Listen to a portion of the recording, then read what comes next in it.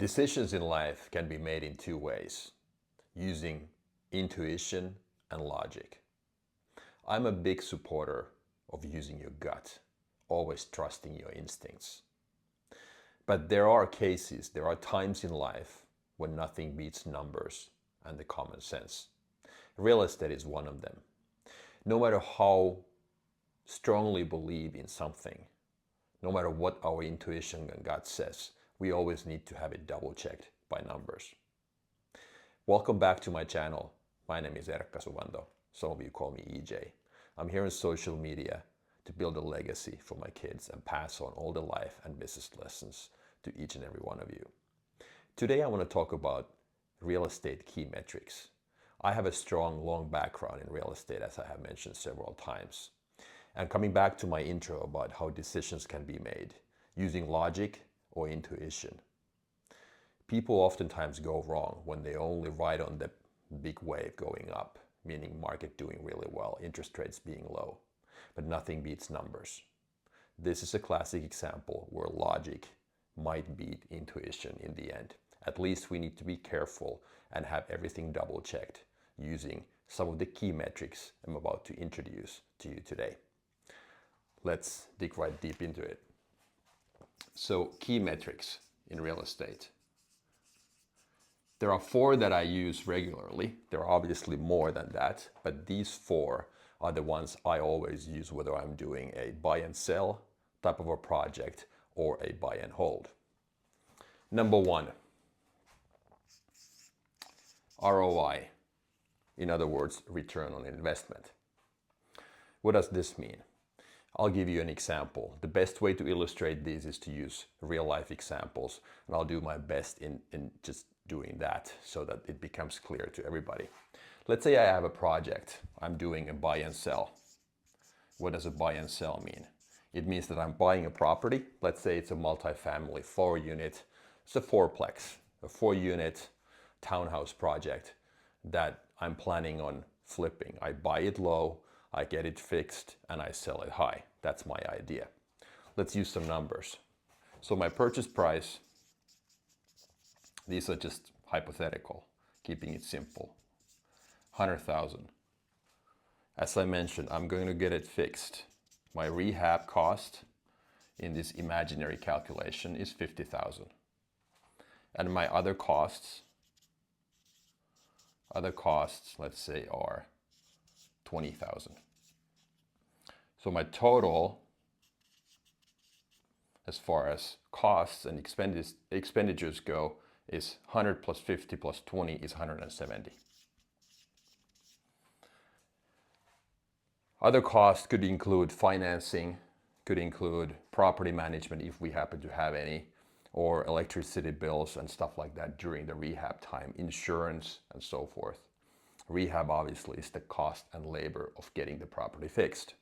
So our total in this case is 170,000.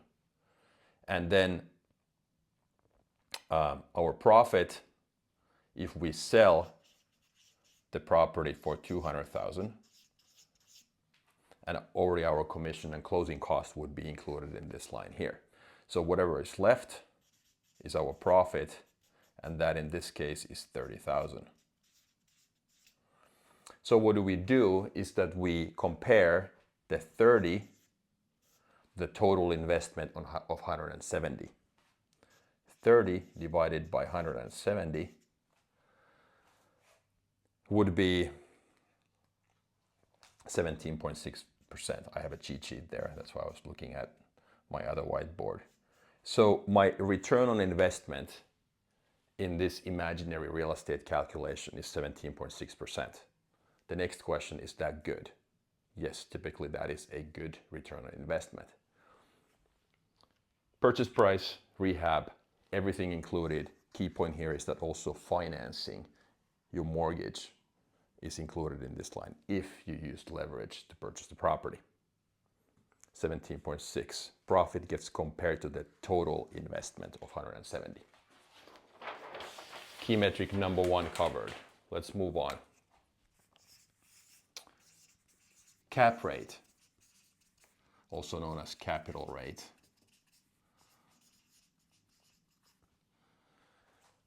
This is typically used for buy and hold type of properties. Again, let's use an example of that fourplex that I mentioned.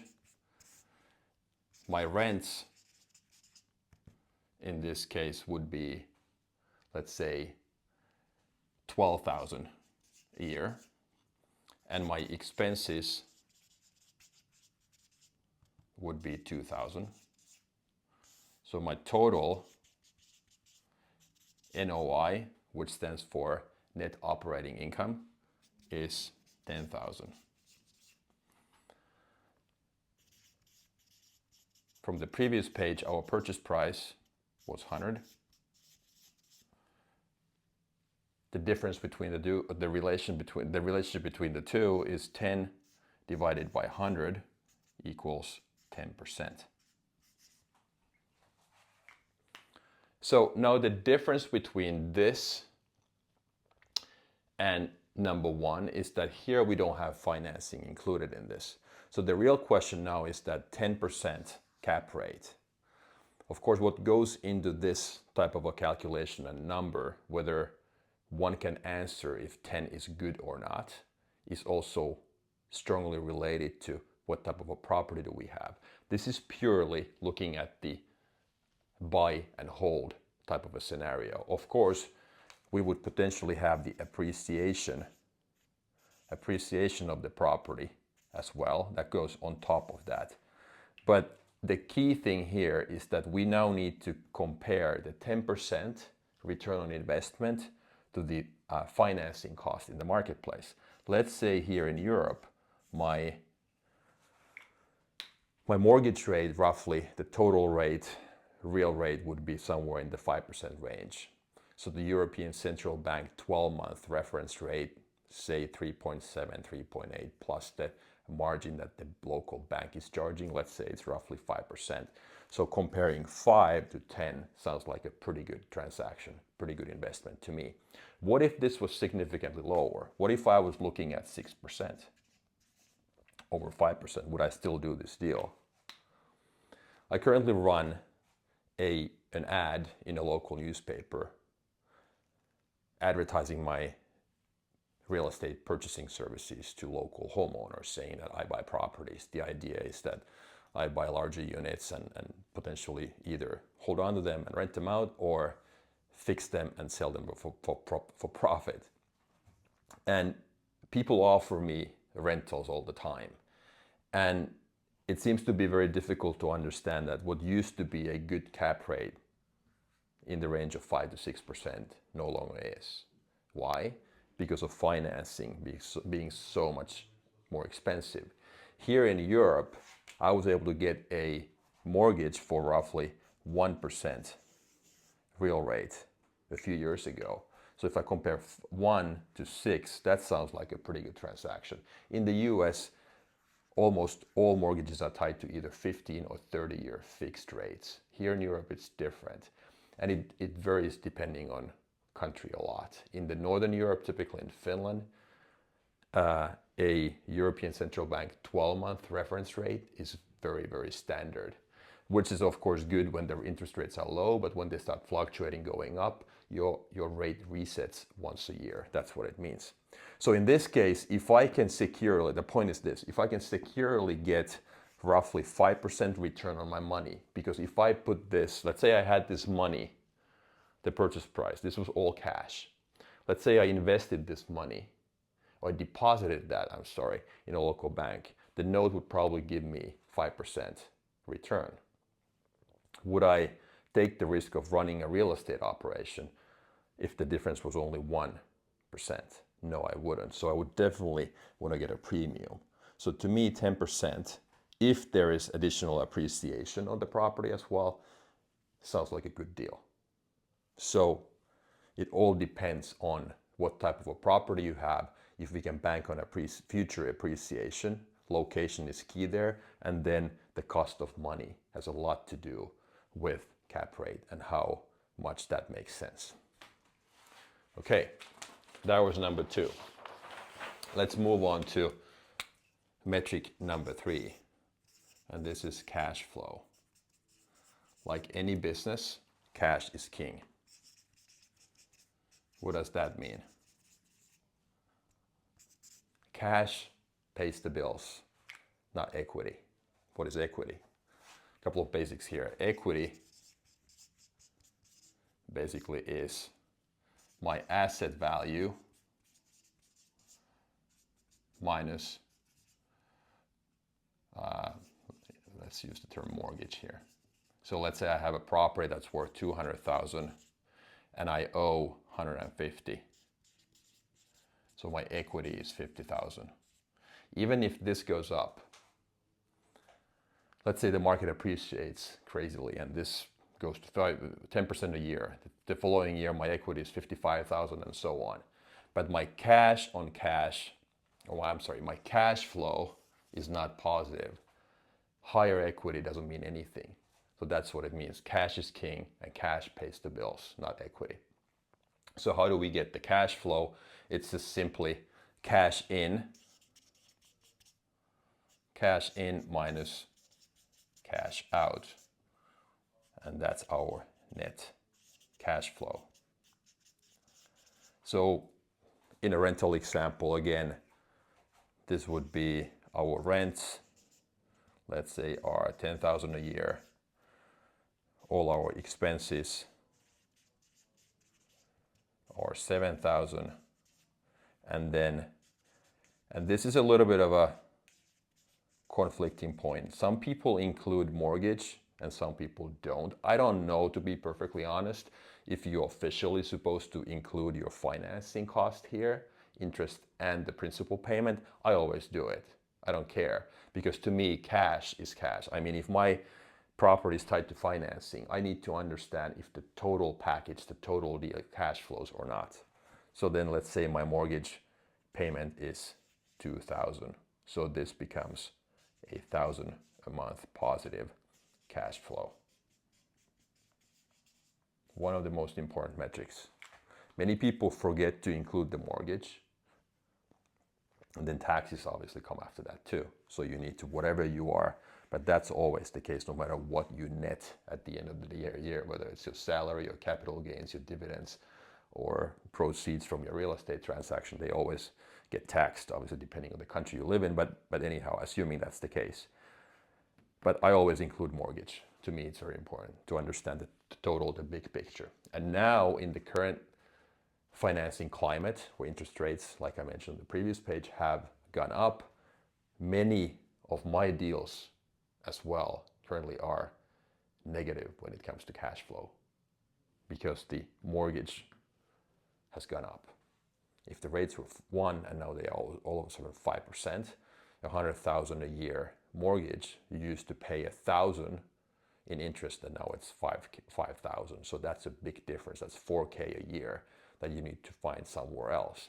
And right now, when there's a lot of supply in the marketplace, I can't increase the rents. So the rents stay flat. Inflation has driven up costs. So I get squeezed when it comes to rent staying flat and expenses going up. Plus then, I'm talking about the property maintenance expenses. Plus then on top of that, my financing cost has gone up a lot. So that's why many real estate investors are struggling, because we don't have the benefit. We don't have a product like the 30-year fixed in the US that would actually help when it comes to mortgage staying flat. Okay, hopefully that's clear. That was number 3. And then going last but not least to number 4, this is called cash on cash return. What does this mean? This is what I compare to number 1. This is versus number 1, which was the return on investment. The biggest difference, this tells basically when is it that I get my invested cash back. Okay? So assuming I purchase a 100,000 property and the bank wants me to put 30% down. That is 30K, 30,000. Okay? So then I now, instead of, this is the purchase, 100,000. Instead of comparing my, at the end of the day, net profit from the property. Let's say this was the buy and sell transaction from slide number 1.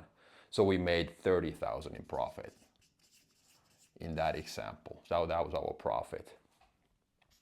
30, let's put the same here, 30K. So instead of comparing this to my purchase plus the rehab and other expenses, which was 70K, so now cash on cash, that means that now I would take the 30% down. Let's say the bank financed the rest of this purchase, so they financed 70,000, and I had to put the rehab out of my pocket and the 30,000. So then in my total investment was 100,000 cash investment, not 170K total investment. So that's the difference between cash out of my pocket versus the total investment. So now I compare the 30K profit to this and not to this 170. Makes sense? So obviously this percentage or this percent is higher. This comparison, that's like 33%.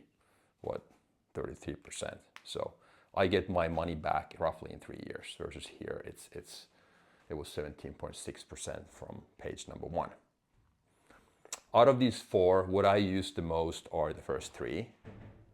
I don't that often look at the cash on cash return. Occasionally I do, depending on if there are a lot of variables or changes when it comes to how much money I have to put out of my pocket, then I want to compare it, or if it's very favorable to me to see how much cash on cash return I get. But metrics 1, 2, and 3 are the ones I use the most, and then 4 occasionally. This was all for today. Hopefully this was helpful. If you liked the video, please subscribe to my channel and hit the like button. Thank you for watching.